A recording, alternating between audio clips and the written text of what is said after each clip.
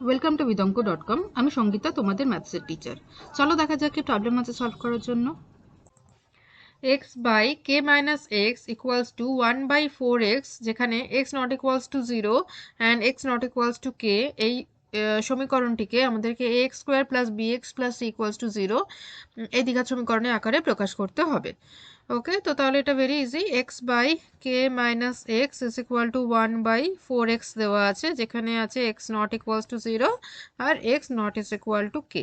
ওকে, এই দুটো আমাদের লিখতেই হয়, কারণ এই দুটো লেখা মানে এক্স যদি 0 হয়ে যায় তাহলে সমীকরণটা ভ্যালিড থাকছে না, আর এক্স যদি এখানে কে হয়ে যায় তাহলে সমীকরণটা ভ্যালিড থাকছে না, তো সেজন্য এই দুটো আমাদের লিখতেই হয়। ওকে, এবার আমরা ক্রস মাল্টিপ্লাই করি।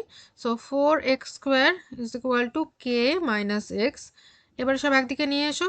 দেখো 4x square plus x minus k is equal to 0। দেখো দ্বিঘাত সমীকরণ আকারে প্রকাশ হয়ে গেল। আমাদের দ্বিঘাত সমীকরণ আছে a x square plus b x plus c is equal to 0।